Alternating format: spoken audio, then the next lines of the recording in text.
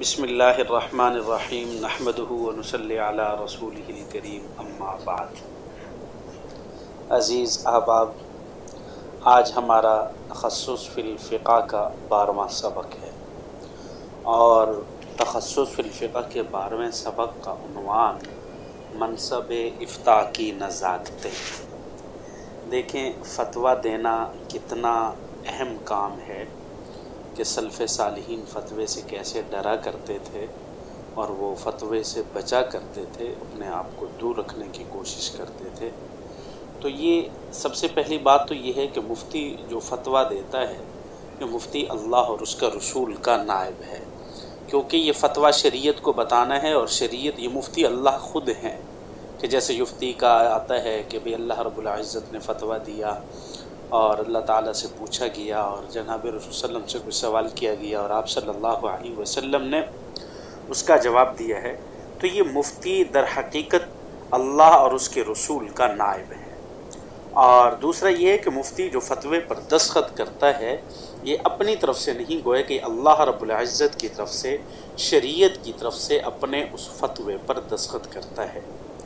और तीसरी बात यह है कि मुफ्ती अल्लाह और उसके रसूल का नुमाइंदा है, अल्लाह और उसके रसूल के दीन को बयान कर रहा है, अल्लाह और उसके रसूल के बताए हुए दीन को, उनके बताए हुए अहकाम को, शरीयत को। नुमाइंदा वो होता है कि जो बेऐन ही वही अहकाम आगे दूसरे तक पहुँचाए, जो कासिद होता है।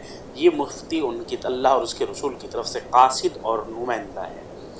और चौथी बात यह कि मुफ्ती इंदल्लाह अपने फतावा का जवाब देह भी है, यानी जो भी फतवा दे रहा है, ज़ाहिर बात है कि किरामन कातिबिन बैठे हैं, वो इसका लिख रहे हैं और जब मुफ्ती फतवा देगा तो कल क़यामत के दिन इसके फतवे पर इसको अजर और इस पर सज़ा या अजर ज़रूर मिलेगा।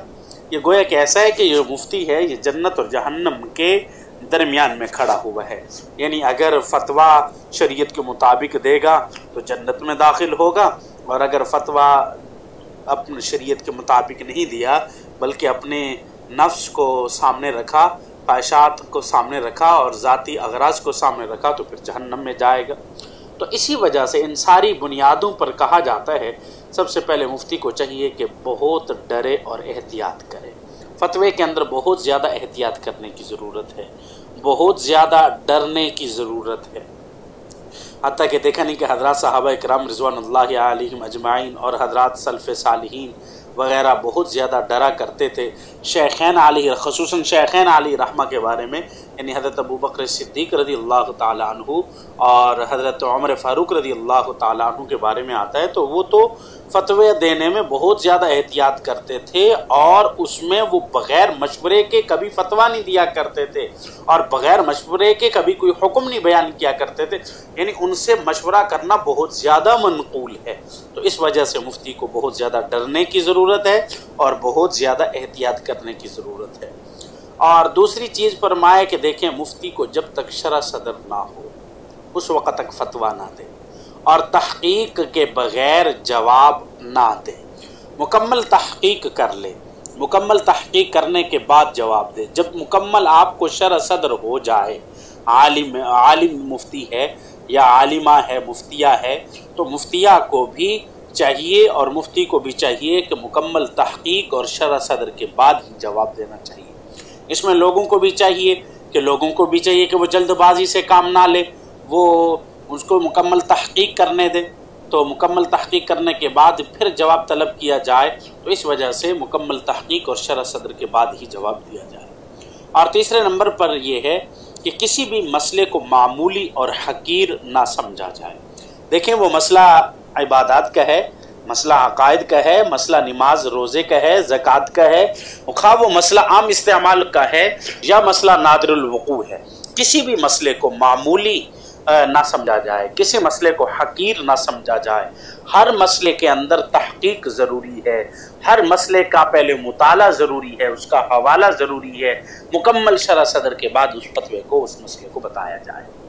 और चौथे नंबर पर यह है कि अहले इल्म से इस्तिशार और इस्तिफ़ादा हासिल करने में आर महसूस न करें। अगर किसी मसले में कोई बात समझ नहीं आ रही, किसी मसले में अहले इल्म से मशवरा करना है کسی مسئلے میں اہل علم سے کچھ پوچھنا ہے، اپنے سے بڑے اپنے اساتذہ کی طرف رجوع کرنا ہے، تو اس میں ہمیں آر محسوس نہیں کرنی چاہیے۔ اپنے اساتذہ سے پوچھا جائے، جس سے آپ نے خصوصاً تخصص کیا ہے اس سے پوچھا جائے، یا جس کے ساتھ آپ کا مزاج بھی ملتا ہے اور وہ اس فقہ کے معاملے میں مہارت بھی رکھتا ہے، اسے فقہی ذوق بھی ہے، فقہی بصیرت بھی حاصل ہے، تو پھر اس سے مسئلے کے متعلق پوچھا جائے، جزیات کے متعلق پوچھا جائے، حوالہ جات کو دیکھا جائے، حوالہ جات کی صحت کے متعلق پوچھا جائے۔ تو اس لیے کسی بھی عالم اور مفتی کو کسی سے مشورہ کرنے میں یا کسی سے استفادہ حاصل کرنے میں بالکل قطعاً آر محسوس نہیں کرنی چاہیے۔ اور اس کے بعد 5ویں نمبر پر فرمایا کہ مفتی کو چاہیے کہ لا ادری کو اپنی ڈھال سمجھے، یعنی کوشش کرے کہ مسائل کو اپنے اوپر فتویٰ جاری نہ کرے۔ کوشش یہی ہونی چاہیے کہ لا ادری کو۔ امام مالک علیہ رحمہ کے ایک شاگرد گزرے ہیں، ابن وہاب علیہ رحمہ۔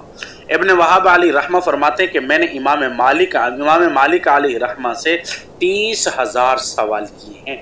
امام مالک علیہ رحمہ بہت بڑے امام گزرے ہیں اور اللہ رب العزت نے بہت زیادہ علم دیا ہے، فقہ مالکیہ منسوبی انہیں کی طرف ہے۔ تو کہتے ہیں 30,000 سوال میں نے پوچھے، لیکن انہوں نے تقریباً 3 حصے جواب ایسے تھے، یعنی 3 حصے یا نصف تقریباً جواب ایسے تھے کہ جن کے بارے میں انہوں نے لا ادری فرمایا کہ مجھے نہیں علم ہے۔ تو اس وجہ سے مفتی کو ہر مسئلے کے اندر بول پڑنا، جیسا کہ ہم کہتے ہیں نا کہ ہمارے زمانہ کے اندر تو یا تو ڈاکٹر بہت زیادہ ہیں یا مفتی بہت زیادہ ہیں۔ میرے ہاں بھی دارالفتاح میں کئی دفعہ ایسا ہوا ہے کہ جو صاحب کسی سائل کو لے کر آئے ہوئے ہیں، اب سائل کو لے کر آئے، سائل سے میں بات سن رہا ہوں، اب سائل اپنی صورت مسئلہ کو بیان کر رہا ہے، تو جو ساتھ آئے ہوئے ہیں اس کا جواب پہلے دے رہے ہیں۔ تو میں نے ان کو سختی سے ڈانٹا، میں نے کہا اگر آپ کو جواب آتا تھا تو پھر مفتی کے پاس کیوں لے آئے ہو؟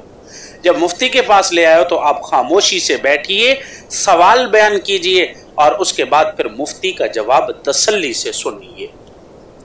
آخری بات یہ ہے کہ چند مسائل ایسے ہیں کہ جس میں تو حد درجے کی احتیاط کرنی چاہیے۔ ایک کفر کے فتاوی، عقائد کے متعلق کفر کا فتویٰ جو ہم لگاتے ہیں اس کے اندر حد درجے کی احتیاط کرنی چاہیے۔ دوسرے نمبر پر جو سب سے زیادہ فی زماننا کثیر الوقوع مسائل ہیں وہ طلاق کے مسائل ہیں۔